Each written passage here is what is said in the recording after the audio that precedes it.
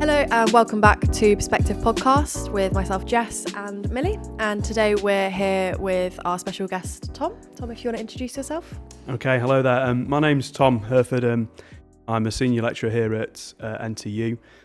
So I teach across undergraduate programmes mainly for product design in the second year.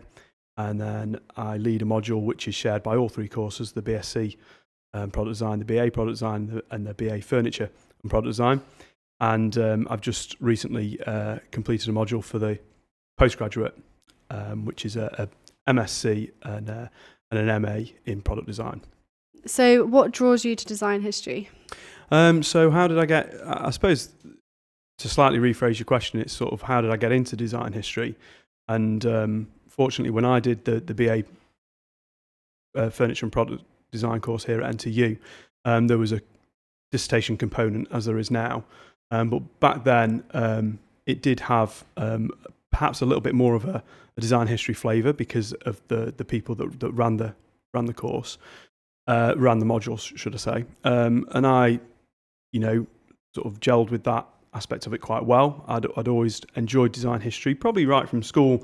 We looked at Corbusier and the Bauhaus and some of these sort of canons of design, if you like. So for my dissertation topic, I pursued a title that was really around the Schroeder House, which is by Wright, an important piece of architecture, part of the De Stilt movement in Holland.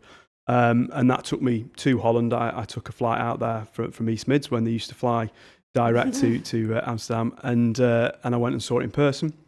And that sort of further cemented my enjoyment of design history, and I just really I really enjoyed sort of looking backwards to see how we can perhaps move forwards. So yeah. Really interesting. Did you pick that building or was it given to you? That's a good question. So my tutor, Les Arthur, is a really, really good tutor. Because I was, and he's only just recently finished with us actually at NTU and retired. He did a long tenure here. So I put forward a proposal of researching around the Bauhaus, and he was like, it's just been done so much. It's a there's a rich scholarship on the Bauhaus, and to get a new angle on it, you have to already have a very broad understanding of it to understand where the uncovered, the potential is for new scholarship. So he sort of said, why don't you look at De Stilt, which is slightly different, but has some overlapping themes. So I started to read around De Stilt and Wright, who had designed and produced quite a bit of furniture, and that led me to the Schroeder House, which proved to be a good topic for me. Yeah, I enjoyed it. Thinking about what drew me to it, so I don't mind sharing with everybody, and I've told students before, I got high 2.2s for my projects, my studio projects, and I always sort of prided myself on my workshop skills and that side of things. So I suppose I was slightly disappointed at the time. Not that I am now. I've gotten over it, of course. No, but the dissertation, I got a first in, and it actually pulled my mark up. And once I'd graduated and I started working in industry, I got into making furniture for a company in Macclesfield that are now no longer running. But we did work for Heels and Laura Ashley, and I really got into the making side of furniture. And eventually, I found myself working for the Duke of Rutland on the Haddon estate, and I was involved with heritage work. So we did a lot of repair and restoration of furniture. We did design new furniture as well, and his taste, Lord Edward Manners, who owns Haddon, his taste is actually very contemporary. People would think that it was very traditional furniture, but we got into doing a lot of contemporary furniture. But all the time I had this sort of link to the historical aspect of design through heritage work, and I got a lot of satisfaction from actually internal joinery, so fitted furniture, doors, windows, and then some external as well, like gates and external joinery that have to sort of align with a building's vernacular or style.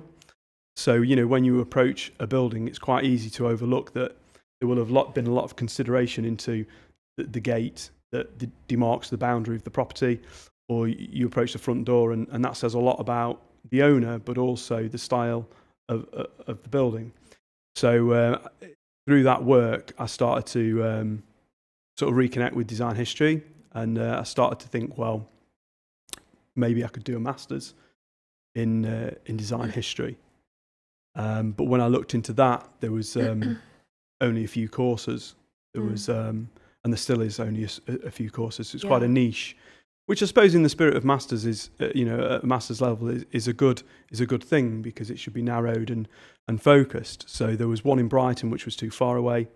There was one at the Royal College, which was too expensive because that was 10,000, and there was one at University of Oxford, which was less money and the closest. So I put my hat in the ring. I never thought that I would get a place at Oxford, but I went through the process. I wrote a paper for them. I interviewed and I was offered a place. That was great. Great. That's really interesting. Yeah. When did you go to Oxford? So I started in 2017, and it was from 17 to 19. So I mean, I studied here at NTU to put you in the full picture of the journey. Like, I studied from 03 to 07 at NTU. I left, I worked in industry, did my own thing, built a workshop, which I've still got, and then worked at a local art college on Art Foundation as a technician. It was just a fantastic job, wonderful people, really, really enjoyable job, helping students prepare their folio to get into courses like this now that I work on. And then I got into secondary education. I actually taught in schools for 4 years in secondary schools, but it just didn't really fit with me very well. And it was probably when I was at teaching in secondary school that I thought, there might be a little bit more in the tank, and that maybe it would be good to do some further study. And that's when I started to think about the master's programme. So yeah, I started in 17 and it finished in 19. We were really lucky because that was just pre-COVID. And since then, that course, so I used to go down to Oxford every other Saturday, and we'd be lectured from 9 till 5. It was a long day, but they did provide a really nice lunch. But and then there was some just phone call tutorials.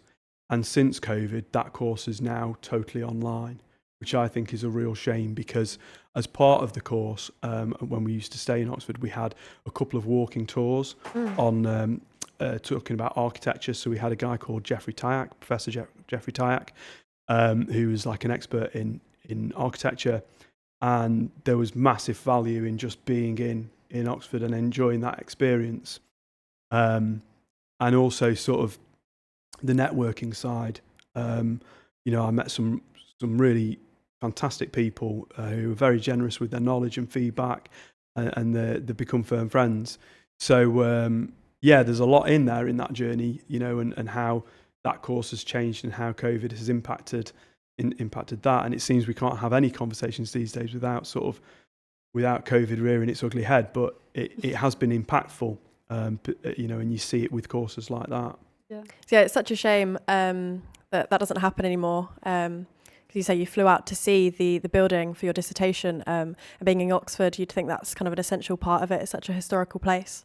Absolutely, yeah. I mean, at the end of the day, I think it's, we talk so much, and rightly so, our courses are constantly developing, and we have a huge focus on process and approach, which is really important. But sometimes we must remember that shouldn't be at the cost of materiality or aesthetics. There's nothing wrong with saying, you know what, like, I understand aesthetics, I understand proportion, I understand materials, I understand, and I think it's almost like they are sort of, because they're the formative things you learn about design, that they become almost seen as less important, because when you progress your design career, you talk about things that are a little bit less obvious.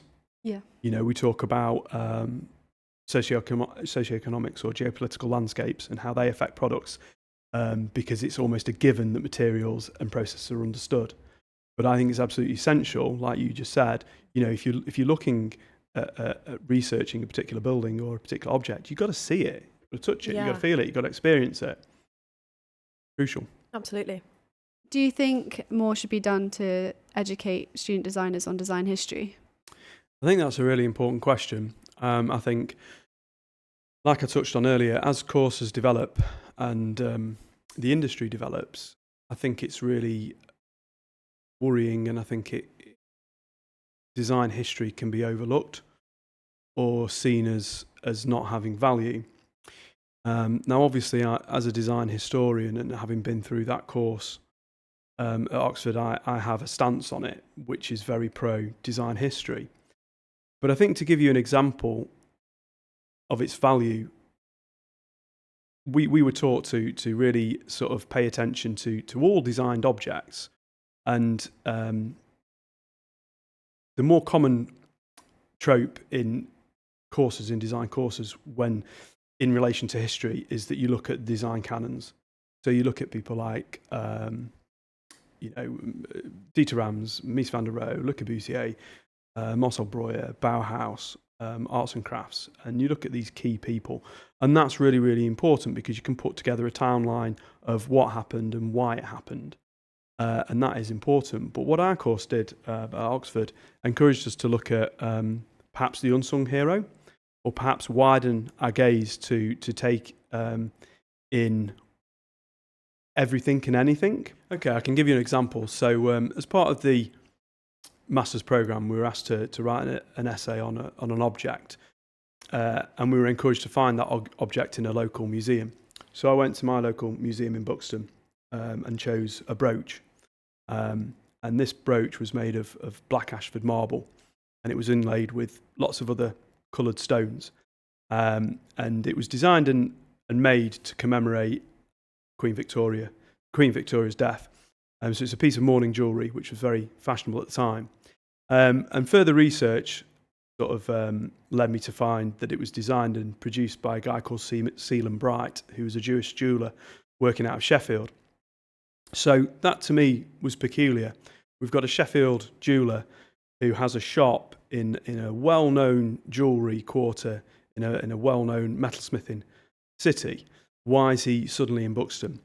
Well, it's actually telling a story about consumption, telling a story about Victorian holidaying. So Victorians were going to Buxton to take in the spas and the baths, which were meant to have sort of healing properties. And not only that, this was coinciding with the arrival of the railway. So you've got this infrastructure and travel that was enabling Victorians, wealthy Victorians, to travel the country, visit places, take in culture, often via conspicuous consumption, to really sort of showcase their wealth. And Sealand Bright took retail space in Crescent, which is like a smaller version of Bath Crescent, and it's a stunning piece of architecture. And there was a link that was actually commissioned by I think it was the 12th Duke of Devonshire or 8th Duke, I can't remember, but the Duke of Devonshire.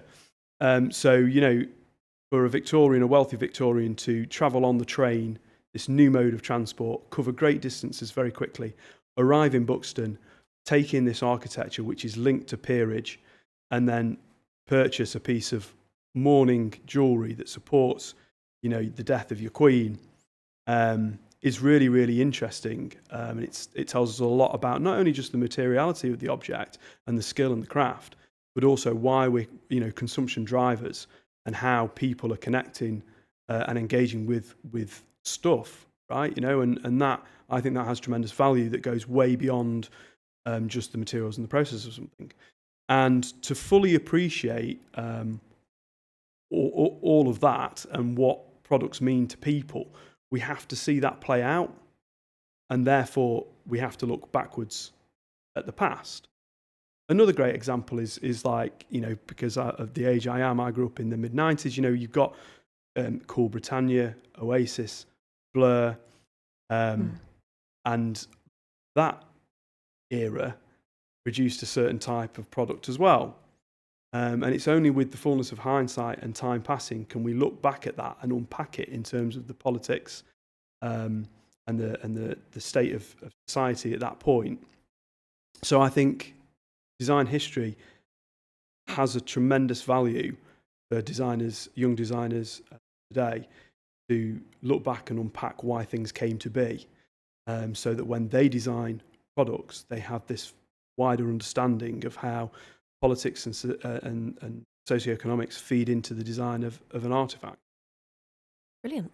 Amazing. I mean, can I ask you, what do Yeah. you think the value of design history is? Do you think design history should be included in courses going forward?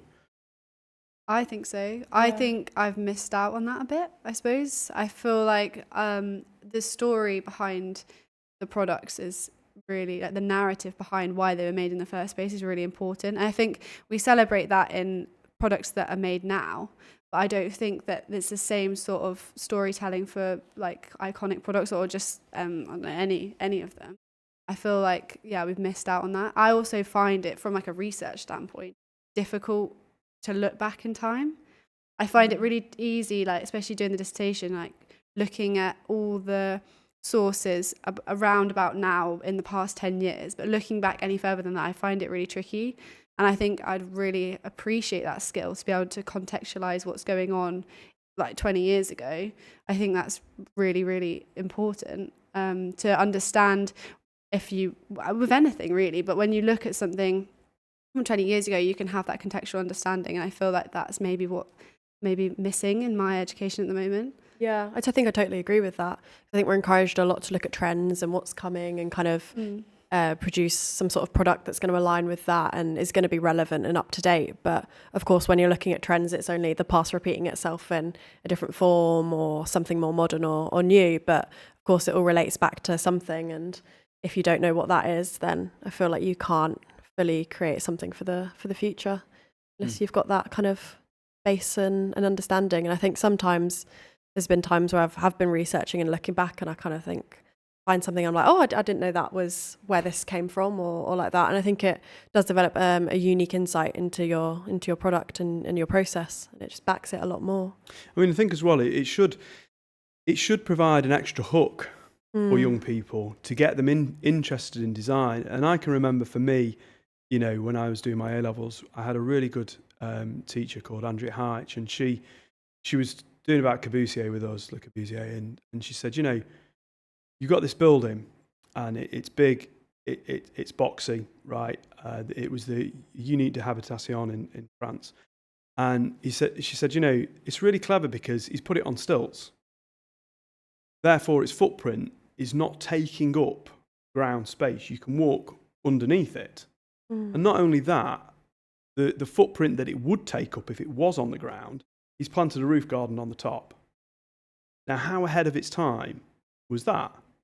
Which, of course, it was. And I sat and I thought, that's really cool, you know. Another good example, the Werner Panton chair. Everyone knows the Panton chair. You know, the first piece of furniture, first chair, put my teeth back in, first chair that was made out of one piece of moulded plastic.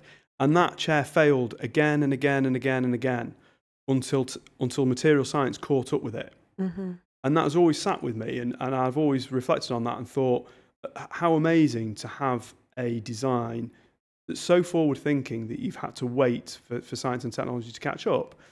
And again, that's a real hook. You know, that is interesting. And I think it's easy to fall into the trap of thinking, well, design history is the past. Why are we looking at the past? We want to be futuristic. We want to look forward. We want to... But that's very dismissive, I think. That attitude is dismissive. It's interesting you say about like hooking and in A-levels and stuff, because Margaret Calvert, the woman that designed all the signs and everything, sounds quite dull. It sounds like, all right, whatever, it doesn't mean anything. But that was the moment when I learned about that in A-level that I realised how... I knew design was important, but it's not until you look back and you go, someone actually designed those. Someone actually designed the typeface and the spacing between letters and the colours used so specifically and in such detail that they're still used today, and it works so efficiently.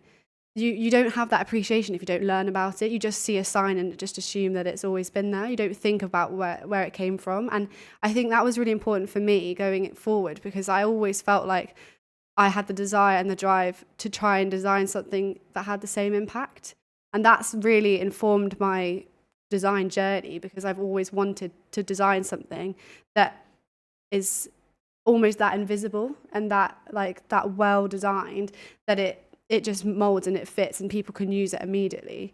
I think that's why it's so important, because it kind of, as you say, it hooks you in, and also it kind of, I don't know what the word is, I think it kind of brings you into that design. I feel like you have a new appreciation for it when you learn about the person behind it as well.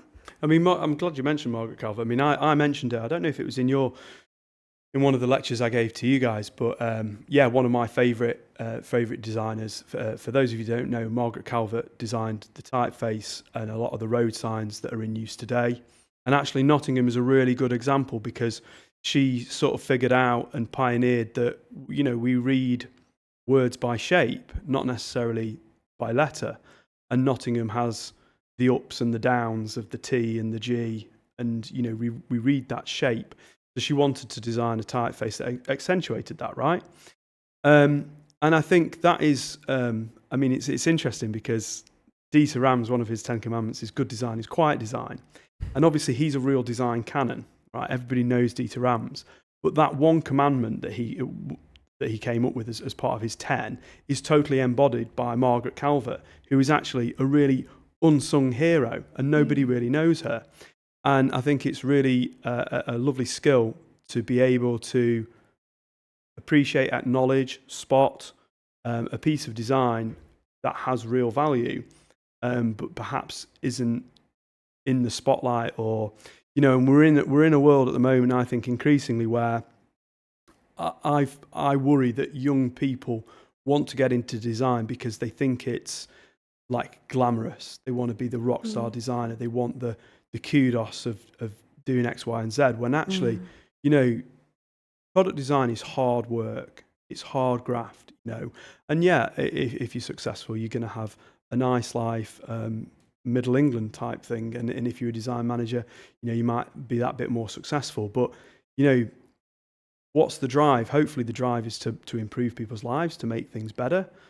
Or is it more egotistical to be famous with a design article about you? I don't know. I mean, that's up to the individual to decide what's motivating them to design. But I think there's real value in looking at the unsung hero, definitely. So just to finalise our conversation, Tom, what would you say is your favourite piece of historical design and why? Well, that's a tough one. There's lots to choose from. I think there's a couple that stick in my mind. I think there's one that I've talked about here at NTU before, that I did quite a long assignment on.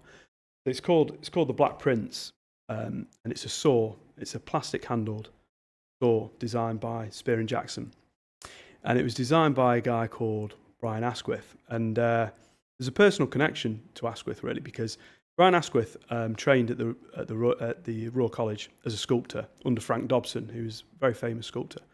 And he later became a silversmith and a industrial designer. And he had 3 sons. So one of them employed me at Chesterfield College as a technician. That was Jeremy. And his oldest son, Nick, I worked with on a number of design and make projects. So that's how I started to learn about his work at Spear and Jackson. And then I did an assignment at Oxford on the saw. So the Black Prince was basically trying to capture this burgeoning DIY market. And again, to sort of look at this piece of design through a design history lens is really interesting, because this DIY trend, this burgeoning DIY trend, was sort of happening in the 60s. So we've got post-war, war finished in 45. You've got a period of recovery, and the country is like, it's rebuilding. It's very poor. It's got a huge debt, but there was a real drive to try and make things better, and there was a lot of post-war optimism. And by the 60s, the country was getting back on its feet, and you had the Festival of Britain. Okay, so celebrating all things British design, and Spear and Jackson were there, and they wanted to showcase this new saw. So the Black Prince sort of played on Britain's heraldic past, and it was really forward thinking because the handle, the black handle, was melted directly onto the blade, and the sleeve that covered the cardboard sleeve that's still commonplace now had this lovely sort of coat of arms and heraldic sort of crest on it. But the interesting thing with the handle design was that it was, smooth plastic and it was warm to the touch. Previous saws that were more Baroque style, like you would see on a typical tenon saw, the wooden handle, they're a bit more ornate, a little bit more elaborate. There was a departure from that aesthetic and it became cleaner, more sort of contemporary. And it was trying to capture these young homeowners rather than the sort of well-rehearsed professional, using high-quality tools. This was trying to capture the everyday man and give them the opportunity to work on their own house with pride. But it still had the prestige of the crest and the modernity of the new materials. And I mean, it sold really well. And I've still got the original from the family. I've got the original press shots and press release. Of the saw, and it's just a lovely piece of industrial design, and it's actually in the permanent collection of the V&A in the industrial design part, which I think there is no higher accolade. To have a product that is in the permanent collection forever is a huge achievement, and accompanying the black prints was a garden hoe and a garden rake, which are also really lovely items. So if you're ever at the V&A, do look them up. So there's that one, which is definitely a favourite of mine, and the other is a more sort of recent addition that I've sort of looked into for the purposes of lectures here at NTU, and it's the Bic Biro. Oh yeah. So I mean, there's just so much to it. I mean, it's it's octagonal or however many sides it's got, so it doesn't roll off the table, and each sort of intersection of base on that barrel gives you purchase. So it's got a good grip.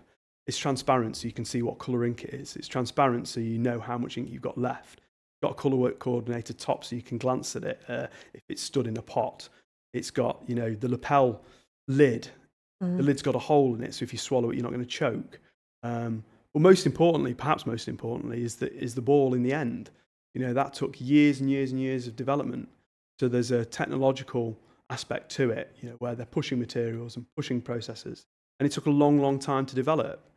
But I think perhaps the most important thing is the democratization of good design. It means that everybody can write to a standard. They can produce written work of good quality for very low cost. And again, this came around, it came out in around the 50s. So if we look at it again through the historical lens, it's a time of change. It's a time of improvement. There's probably a growing recognition of the importance of young people, educating young people to a good standard, and making sure that people have the same opportunities.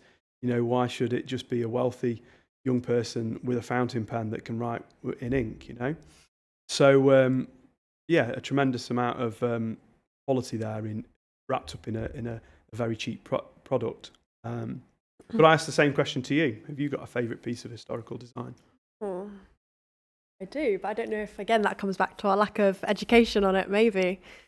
Oh, that's weird, because in A-level they asked us the same thing. Because I think I maybe got the most design history from A-level, and I did it on the Biro.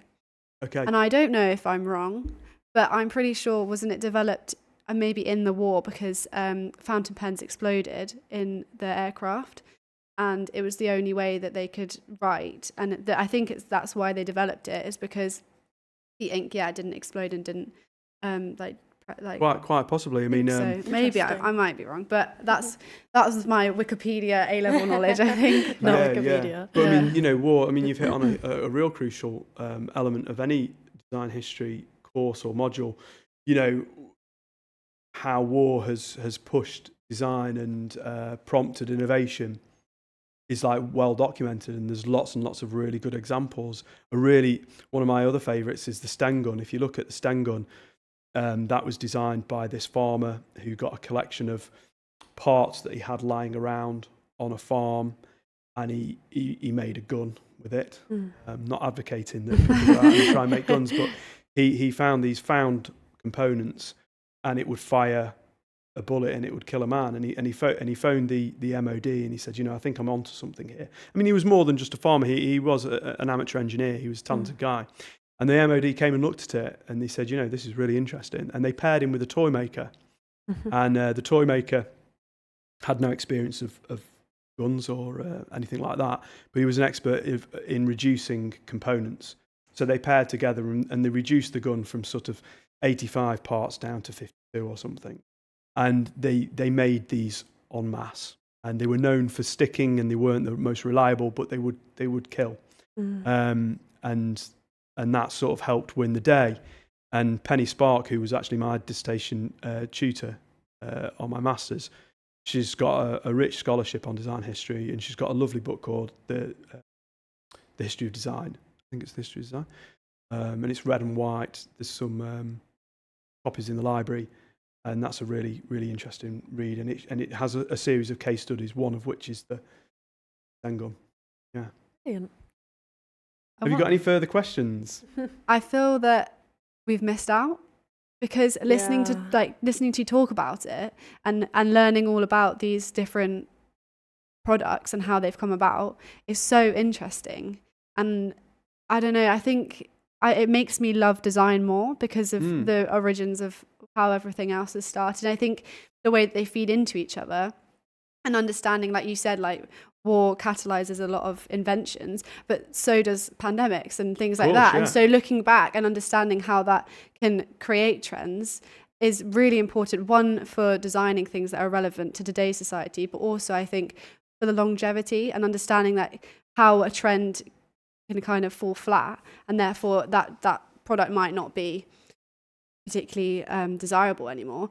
But if you have a better understanding of design history, you can kind of design for longevity, I think, a bit better, because you understand how it's like comes in peaks and troughs. I think you're right. I mean, you touched on trends being circular, and to pick up my earlier example, thinking about Cool Britannia in the 90s, I don't know if you were in Harriet's lecture a couple of years ago, but she showed a video of the IKEA advert, "Chuck out your chintz." Oh, yeah. So just to recap, this advert basically shows lots of women living on a street, and they're chucking out lampshades, frilly lampshades, doilies, furniture that has high levels of ornamentation on, and they're going, chuck out your chintz, And what's really interesting is first of all, it's like the role of women. Straight away, it seems very dated that now, looking at it, because it's like they're the homemakers, they're the ones who are in charge of interior design, which I thought was really interesting. But also, like at that time, we had New Labour coming in, so there was definitely a feeling of change in the air. We'd had a tough recession, and then New Labour are coming in, and IKEA timed it perfectly, because they're saying, well, you know what? In line with this new government and in line with this sort of change in the air, we're saying chuck out your chin, go Scandi, go clean, go neat. And at the same time as that, you've got Cool Britannia, and there was just a real feeling of change. And even as a teenager, I can remember that. So when you look at products that were produced in the mid-90s, and you apply some of what I've just spoken about, it gives you that depth of understanding of what was really going on and how those products respond to those changes. And then if you can apply that to your own products that you're designing. So, now, what's going on? Well, we've got a growing wealth divide. I think that's a significant worry. We've got the middle being squeezed particularly hard, I think. Perhaps that's because I'm in the middle and I'm just feeling it. But we've got a cost of living crisis. Okay, we've got universities. Look at universities, huge overheads. They can't put the fees up because the students are already. I mean, they already pay a lot, in my humble opinion. They do. So there's a whole. The landscape is never stagnant. It's constantly changing. So I think to look to the past and figure out how those designers tackled those problems can be really, really useful. And like you said, hopefully produce products that have greater longevity. So thank you for tuning in to this week's episode. We really hoped you enjoyed it. We certainly enjoyed filming it. And thank you to Tom for being on today. A very insightful episode. And we'll see you next time.